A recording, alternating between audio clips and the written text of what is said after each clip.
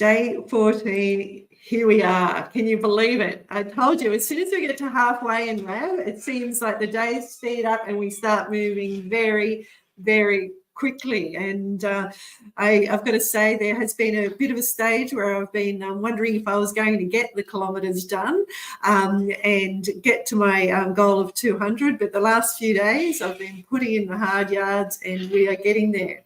But most importantly today, we have 35 teams now home. They've got across the finish line.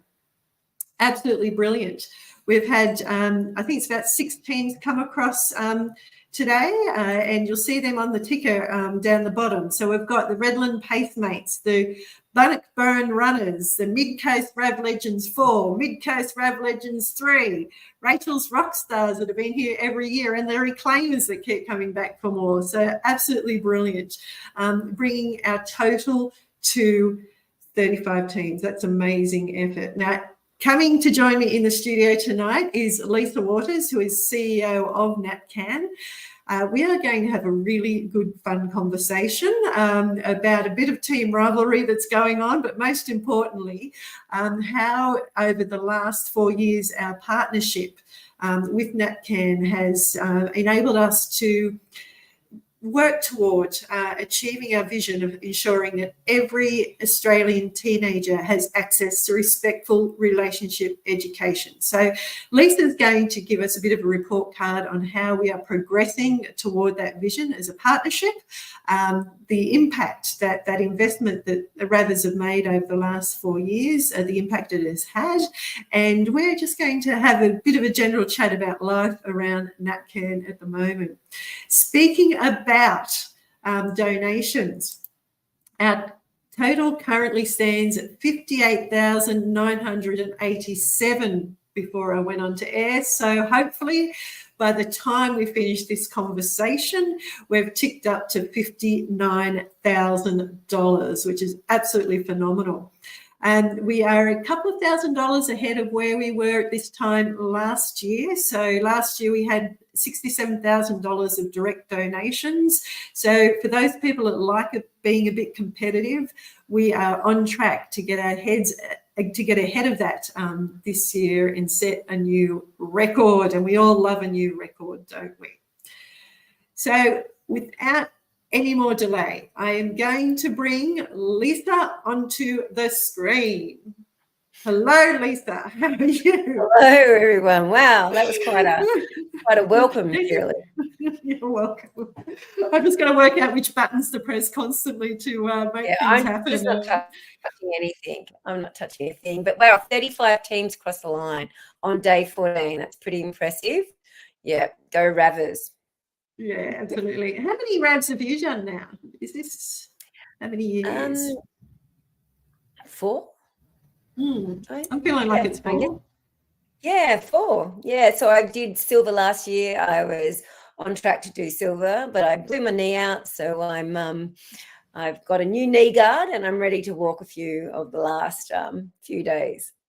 How many more Ks have you got to get to your silver? Oh, it's not going to happen this year, I don't think, sadly. I've got another 60, so I don't think that will happen. I was on track. I was doing 7 a day, but yeah.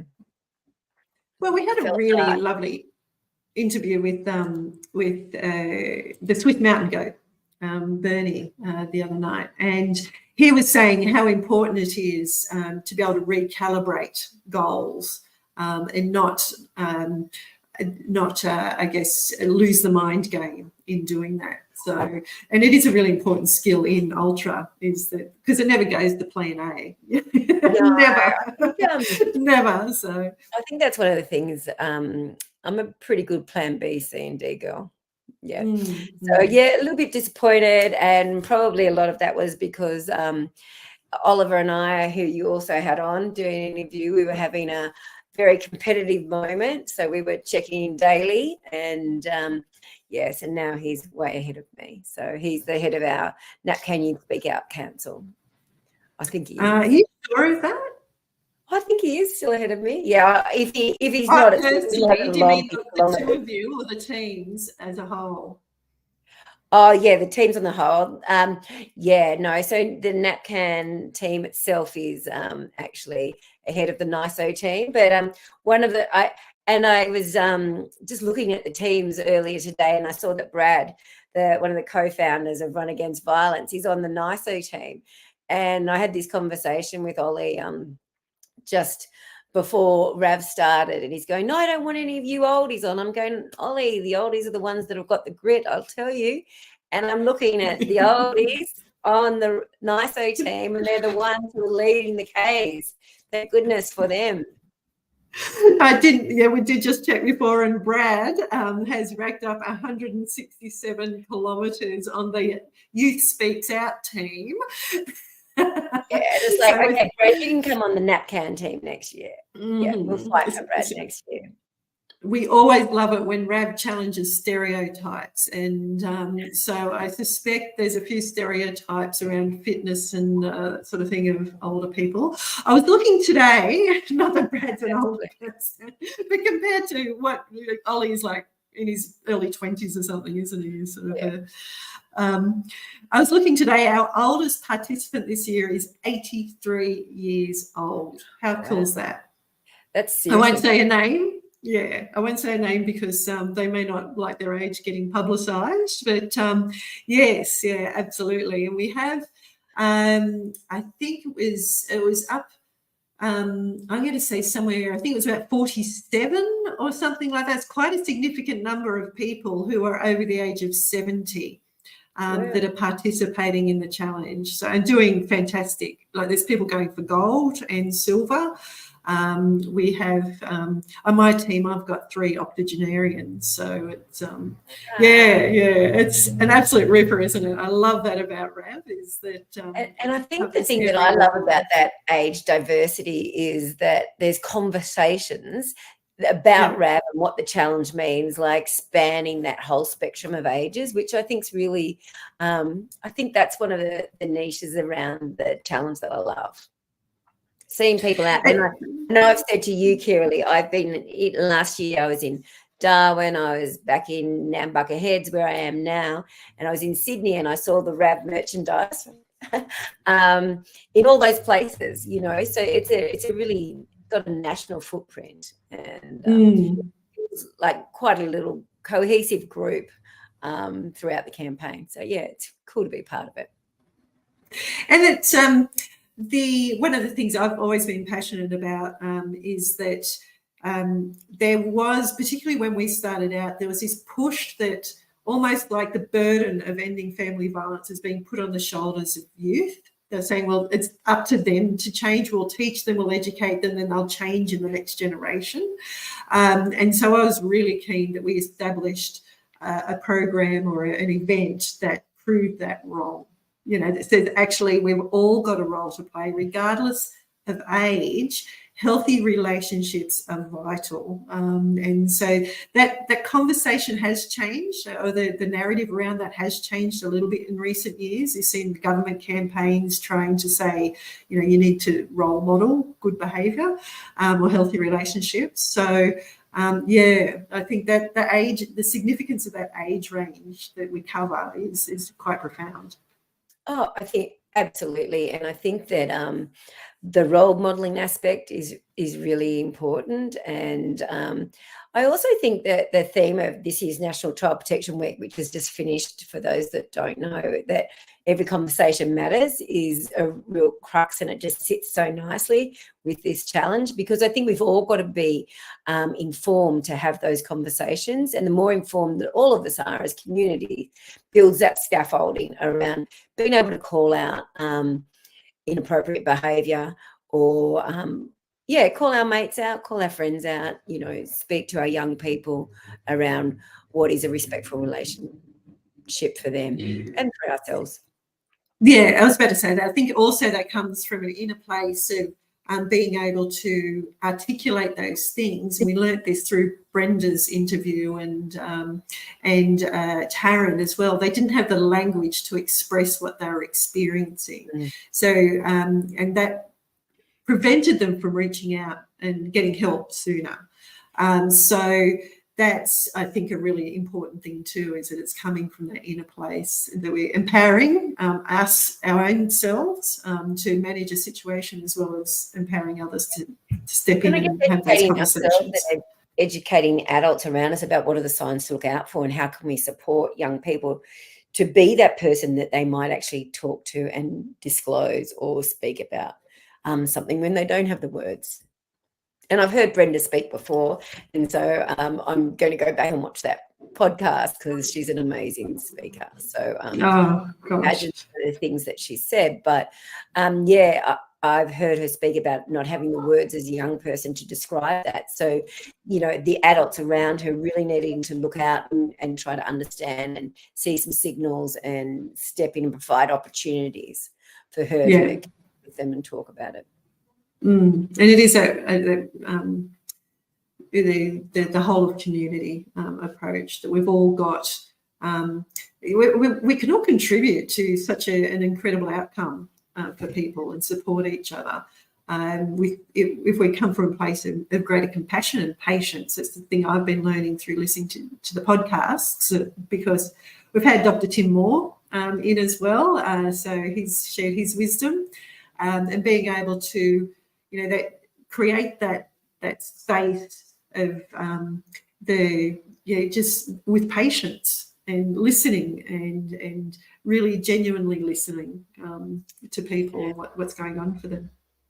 I think one of the things, I've come from a tertiary frontline child protection background, but one of the things that I was exposed to love bites when I was working in child protection, and I think that the difficulty for so many of us sometimes is being able to see ourselves in this what does prevention look like, and what could that look like for us, and how can we contribute to that? So I think if we can give people ideas about how they can actually participate and involve themselves in that space, and that is really important. And it might seem really simple that a conversation or that running in a campaign like this might actually be part of a preventative solution. But that's exactly what it is, and I think the collectiveness of people to make changes cannot ever be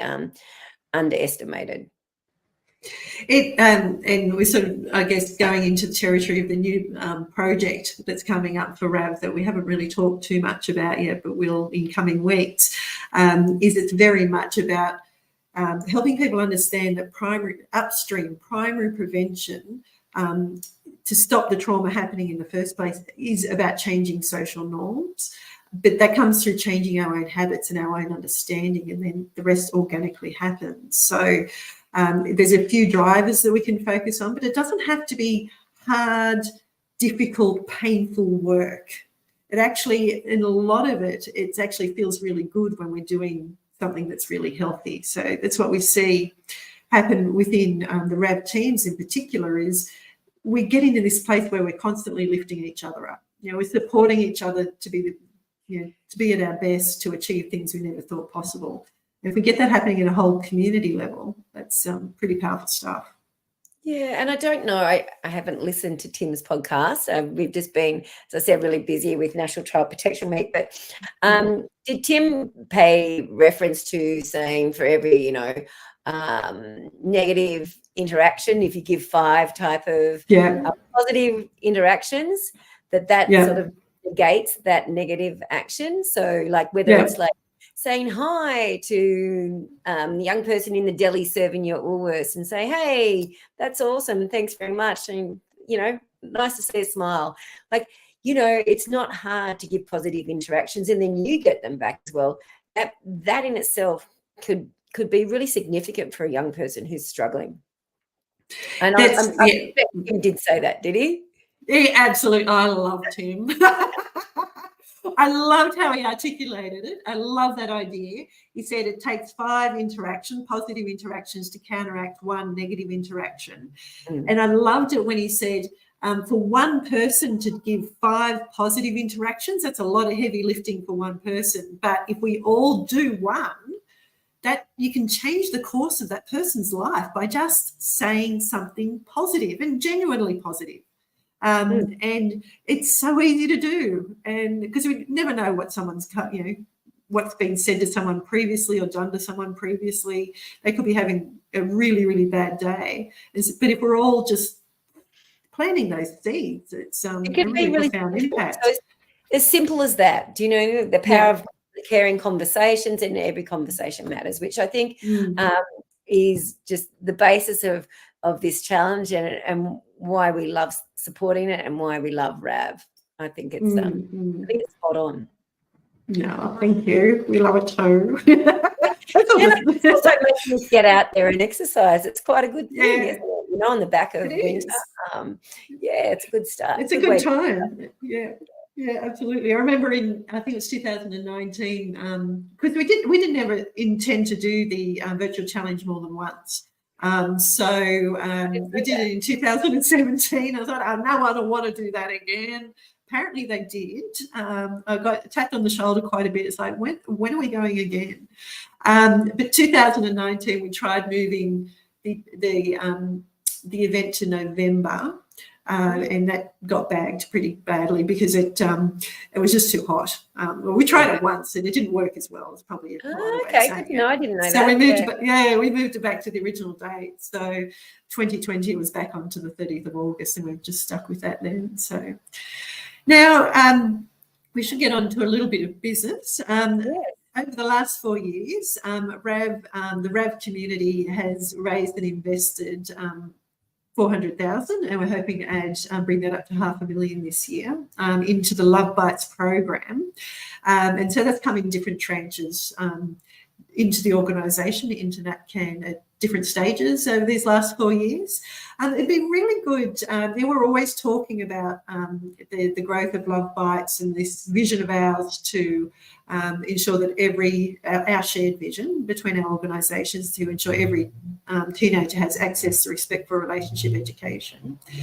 If you had to give us a bit of a report card on progress toward that, and where the impact that money, that investment has had in achieving that vision, what would be some of the highlights for you?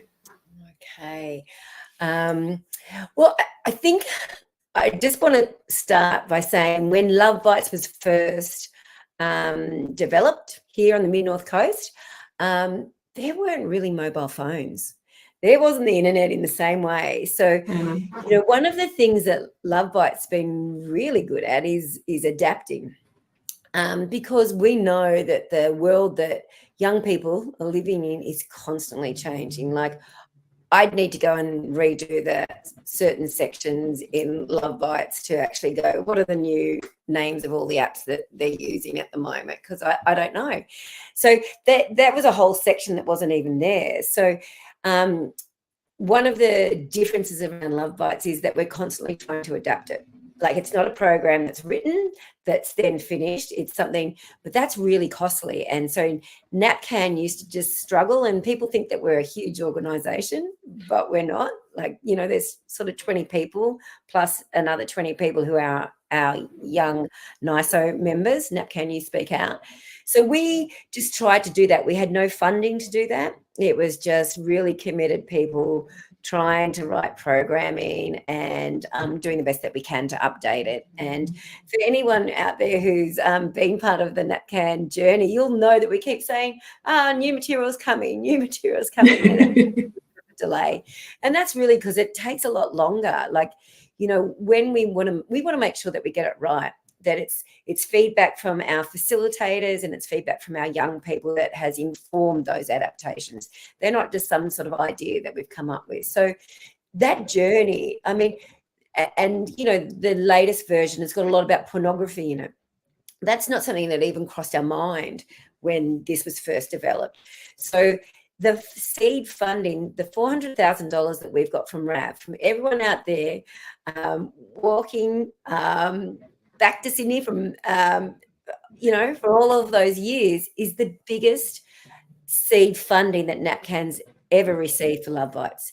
So it's actually given me the time to put someone on to help research and write some of that new material so that we know that it's scaffolded and trauma informed, so that we can also assist in getting someone to look at mapping that. So it's given us a bit of space to do that. But the things that I'm most proud of from the RAV funding is the tuned in modules, which I don't know if anyone's had the opportunity to do those yet, but as someone who's worked with groups of young people, and if I had have had that information when I was a young worker, know how to have not just conversations about how to make young people feel safe, but to be safe as well. I just feel like I would have made less mistakes, or it would have been a lot less clunky. Like I really, they're very good. I think they are spot on, and I'm really excited about them. I actually think it's something that we can collectively be really proud of, Kiralee. So they're on there, and one of the things that we are able to do, we're not-for-profit organisation, so we're not trying to make money out of this. We're trying to make sure as many people can access them, but why we can still do cost recovery. So they're still online now for $99, but we're looking at probably putting them up to $120. But that's 6 modules at self-paced modules. So that was really all because of RAV that they were developed. And I think that there's going to be a lot of people out there having conversations with young people, much more informed than I was when I was a young worker. Yeah. So that's one. Yeah, you go. Yep. And I think the other thing is I've worked predominantly in regional New South Wales and regional communities, and a lot of our Love Bites community are from regional communities across Australia, and it presents a different set of complexities in scheduling things. When people have got to drive 100 Ks or 200 Ks, or, you might be able to add Walgett and someone's coming in from Dubbo to support, or someone's coming in from, Bree or the Ridge, or, somewhere like that. To know how to access those workers, to do that on top of your work, it's an added stressor, I guess. And we know that the program goes really well in schools, but without a coordinator, without a paid position, that's a real challenge. So the RAV Challenge gave us the funding to start our community hub, and it's amazing. And it was a concept, and it was a really tricky concept, because it is really tricky. Like, how do you register the schools? How do you find people from certain codes? How do you get the information there? But we are now on that journey, and I think it's something really unique. And the developers of that platform, Rostify, have been amazing. I know that Dee is on our team. Yeah. Yeah. So they're heavily involved in the Run Against Violence Challenge too. Like, they are really committed to it and very inspired by what they've seen from RAV. And so that's just another whole level of people that we didn't even know that we would have impact on. So I think the community hub, the tuned-in modules, our ability to adapt Love Bites, like for Aboriginal communities, and that was some seed funding was provided for RAV around some of those specific adaptations. I guess these things all cost a lot of money. Like, it's, I guess the thing that, first of all, when we were looking around to who we were going to partner with to achieve that vision, it didn't even occur to me that a program like Love Bites could be underfunded. It just didn't even occur to me, because it's such an outstanding program. It's been developed over a long time with a lot of academic rigour, that we've got this massive problem with domestic and family violence. One of the simple starting points is to ensure education. We're not talking mega millions, required. So when we found out that there were these funding gaps, really is what they've been, haven't they? bits of seed funding that there's no other practical source for. The government wasn't willing to cover it and that sort of thing for all their reasons that they've got.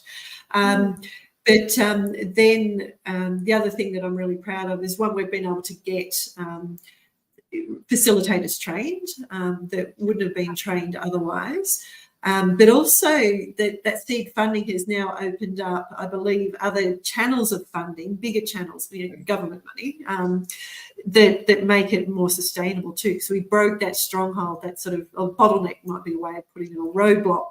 Pick your analogy. Absolutely. Look, I think we've just been looking at the numbers of grant recipients, and it's over 700 people now have received grant recipients to actually go and access the training. So that goes back to community, and that has lots of really small organisations or individuals who, not only give up their time to go and get the training, but they don't have to be out of pocket to do the 700 people. That's really unique. And we have had some seed funding. Because of this funding, we've been able to access other grants through Department of Health and and Department of Communities and Justice. It's really opened a lot of doors, and been able to build on some of the work that we're doing in the adaptations and the rewrites, and just making sure that it's current and it's representing what the community needs and what the young people need. Brilliant. Well, that's fantastic, Leesa. I think we can give ourselves a few gold stars for our progress to date on getting toward our vision. There's always a long way to go, but it's I feel like there's been a whole new era entered for the Love Bites program as a result of the work of all the RAVers and what they've been able to achieve. Yeah, look, and just to be able to see, I guess just being able to feel that sense of community, that people are supporting us, and that, as the custodians of this Love Bites program, our commitment is to get it reflective of what community needs, but to feel like the community is behind us and supportive of us and out there having conversations around it it's pretty inspiring. And we're very grateful. And I think the vision of Kirralie and Brad just needs a huge shout out. The power of two people to start something that can have such an impact and, I guess, a footprint across Australia is huge. And I think being part of that as a RAVer at the moment is something I'm really proud of too, Kirralie. So thank you. Thank you. That's very kind. Very kind. We've only just begun, is what I keep saying to people. There's plenty to do. I'm so proud of everything that RAVers have done, and doing these live broadcasts this year in particular, and being able to put faces to names for, not just for me, I've met a lot of the RAVers, but there's a lot that I haven't. But for RAVers to see other RAVers and realise they are a humble bunch. They're a very, very good bunch of people that are doing extraordinary things. So it is a special group. I often refer to the Love Bites workforce as our national prevention workforce. Do you know what I mean? But I think we can bring the RAVers into that and say that they are definitely part of that, aren't they? Because just the power of conversations and the power of doing something and being involved in something like this, I think that pretty solid prevention workforce. And when people ask me about things like prevention workforce, I say there's 25 million people in the Australian prevention workforce. We've just got to recruit them and educate them and train them. Everyone's got a role to play. Oliver put a challenge out in child protection week: have a new conversation with someone that you wouldn't have had a conversation with. So just go and recruit another person to our prevention workforce. Absolutely. Sounds perfect. Well, Leesa, this has been the most wonderful conversation. I love your energy, and I love everything that you're doing at NAPCAN to lead the organisation. They're very lucky to have you there. So thank you for taking some time out on your Thursday night. And look forward to catching up soon. Happy raving. Happy raving. I hope that knee gets a bit better soon. Yeah. Okay. Thanks, Kirralie. See you then. Bye. Okay.